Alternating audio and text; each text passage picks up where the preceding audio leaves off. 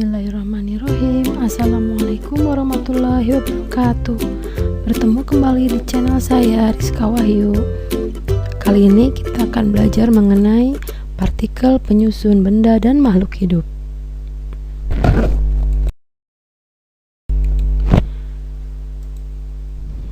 Zat-zat yang ada di alam ini tersusun atas partikel yang sangat kecil yang disebut atom. Nah, masih ingatkah kalian pada materi kelas 7 tentang fotosintesis? Proses fotosintesis terjadi dalam kloroplas, yaitu organel daun yang mengandung klorofil. Perhatikan gambar 8.1.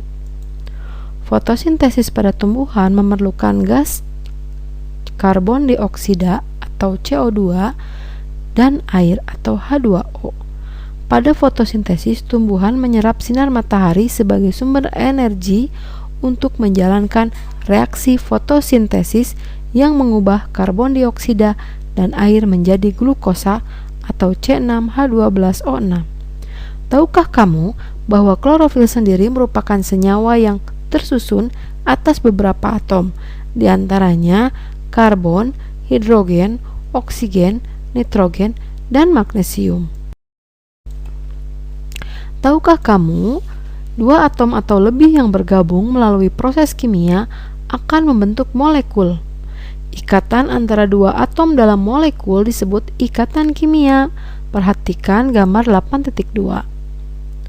Pada molekul CO2 terdapat satu atom C yang mengikat dua atom O. Jadi, pada molekul CO2 terdapat dua ikatan kimia antara C dan atom O. Tujuan pembelajaran kita kali ini adalah 1.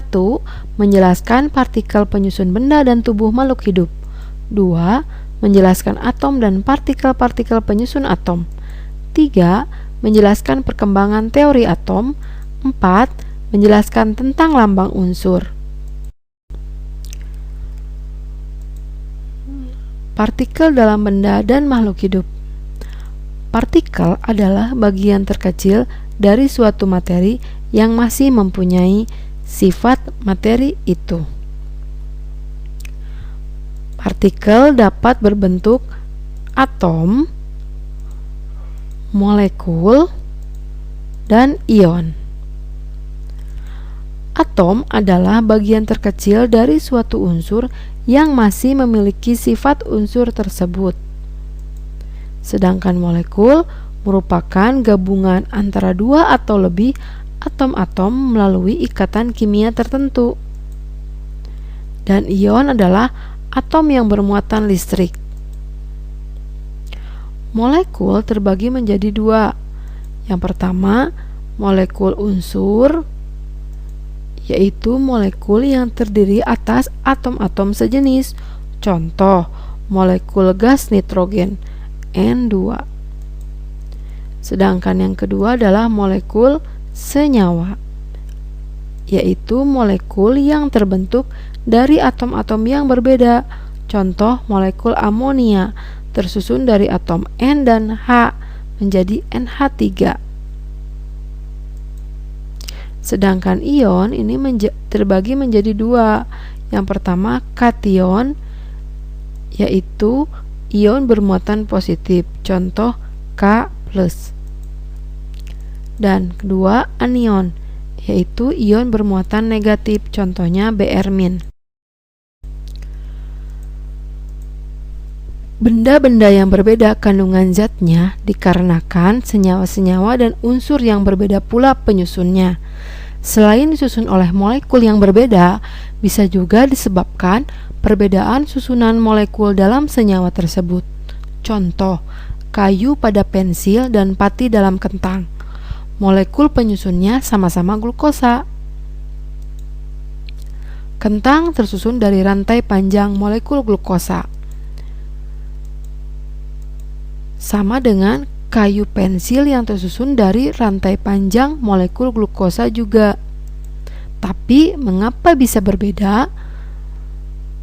Ternyata perbedaannya terdapat pada ikatan alpha 1,4 glikosida pada kentang, sedangkan kayu pensil ikatannya adalah beta 1,4 glikosida. Sehingga kentang dan kayu pensil walaupun sama-sama disusun oleh rantai panjang molekul glukosa akan menghasilkan perbedaan.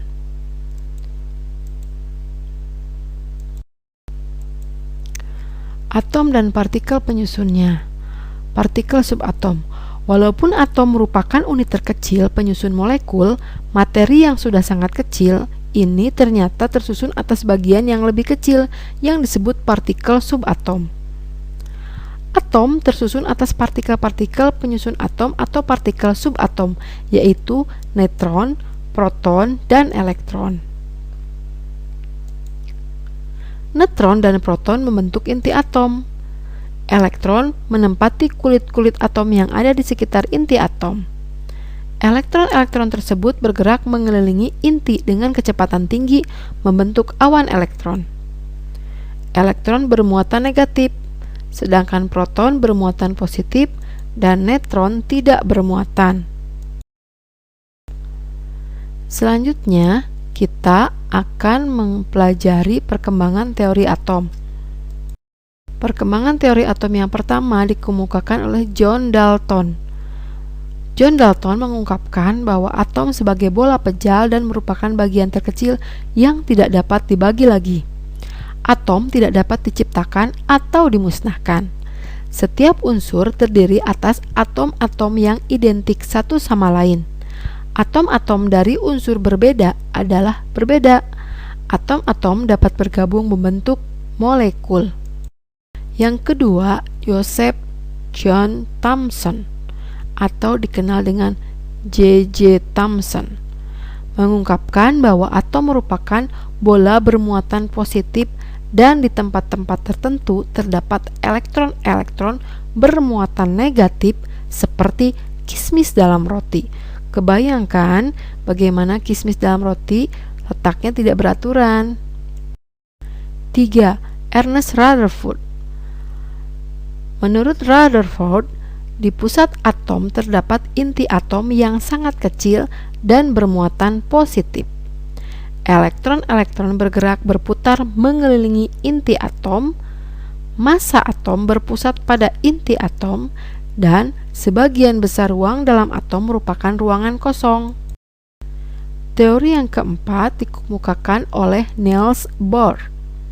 Niels Bohr mengungkapkan bahwa atom terdiri atas inti atom yang menjadi pusat massa atom dan pusat muatan positif, sedangkan elektron bergerak mengelilingi inti atom pada lintasan tertentu atau orbit yang disebut kulit atom. Selama elektron bergerak mengelilingi inti pada orbitnya, elektron tidak memancarkan atau kehilangan energi. 5. Teori atom modern atau mekanika gelombang, atau ada juga yang menyebutnya sebagai teori mekanika kuantum. Atom tersusun atas partikel subatom, yaitu neutron, proton, dan elektron. Neutron dan proton membentuk inti yang padat yang disebut nukleus atau inti atom. Elektron bergerak di sekeliling inti dengan kecepatan hampir seperti kecepatan cahaya. Wah, cepat banget kan? Dan membentuk awan elektron yang disebut orbital. Pada awan elektron tersebut, posisi elektron tidak dapat ditentukan. Nomor atom dan nomor massa. Unsur merupakan zat murni yang tidak dapat diubah lagi menjadi zat lain dengan reaksi kimia. Contoh, emas, besi, oksigen, dan lain-lain. Setiap unsur dituliskan dengan lambang unsur. Ini cara menulis lambang unsur ya. Ada X, ini adalah lambang unsur. A adalah untuk menunjukkan nomor massa yang merupakan penjumlahan dari proton dan neutron. Sedangkan Z menunjukkan nomor atom yang merupakan jumlah proton atau jumlah elektron. Jadi Z ini menunjukkan jumlah proton yang sama dengan jumlah elektron. Contoh, unsur litium akan ditulis menjadi Li, mempunyai nomor atom 3 dan nomor massa 7. Nah, ditulisnya lambang unsurnya menjadi 73Li. Nah, ini saya tampilkan tabel untuk belajar mengerjakan bagaimana menulis lambang unsur. Ingat ya, A sama dengan P ditambah N. Artinya dia adalah nomor massa sama dengan proton ditambah neutron.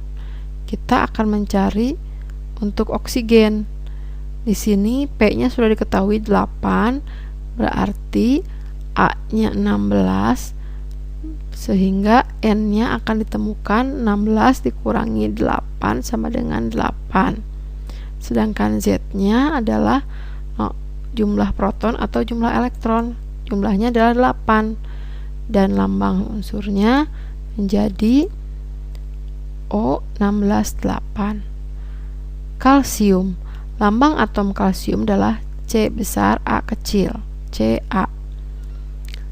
Karena kita sudah tahu di sini lambang unsurnya 4020 Ca, 40 ini menunjukkan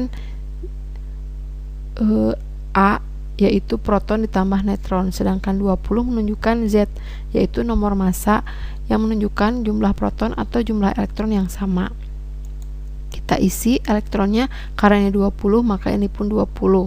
Protonnya karena jumlah elektron 20 maka pasti protonnya adalah juga 20. Kemudian neutronnya adalah 40 dikurangi 20, kebetulan pas menjadi 20 juga, maka Z adalah 20 nomor masanya dan nomor atomnya adalah 40. Untuk F fluor, kita lihat neutronnya adalah 10. Dari mana 10? 10 itu adalah 19 dikurangi 9. 19 itu adalah A dikurangi P, maka neutronnya adalah 10. Kemudian Z-nya adalah 9. Kenapa 9? Karena jumlah proton atau elektron sama dengan nomor massa.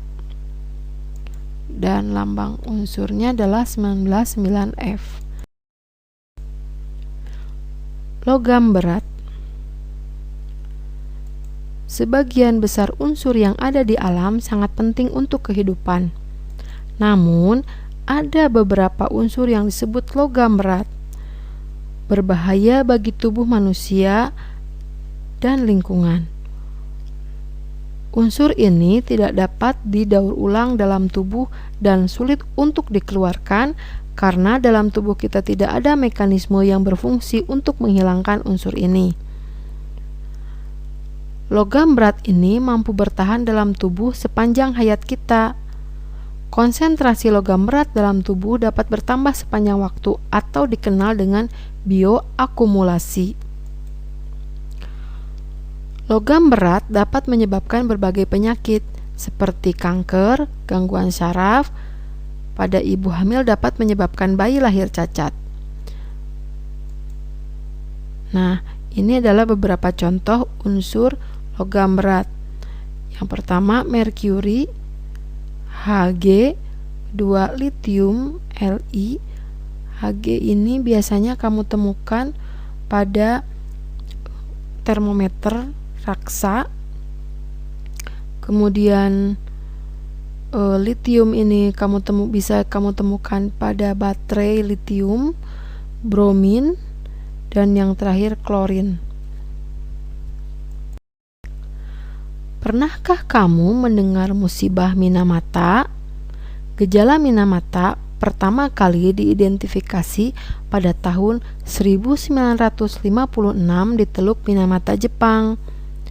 Di Teluk Minamata ini terdapat pelabuhan ikan, pabrik pupuk, dan senyawa kimia lain yang dalam prosesnya menggunakan merkuri. Suatu ketika, merkuri ini bocor dan masuk ke dalam lautan sehingga mengontaminasi ikan dan hewan laut lainnya. Masyarakat sekitar yang mengkonsumsi ikan yang terkontaminasi merkuri mengalami bioakumulasi merkuri dalam tubuhnya. Bioakumulasi merkuri ini menyebabkan keterbelakangan mental cacat lahir, buta dan tuli, serta menyebabkan kematian. Kejadian musibah Minamata membuat perhatian warga dunia untuk lebih menjaga lingkungan dari pencemaran, khususnya pencemaran logam berat. Teluk Minamata akhirnya ditetapkan bebas merkuri pada bulan Juli 1997 atau 41 tahun kemudian. Wah, lama banget kan? Dan warga sekitar dapat beraktivitas secara normal, baik untuk menangkap ikan maupun berenang di laut. Oke, terima kasih sudah menyaksikan materi partikel penyusun benda dan makhluk hidup bagian pertama.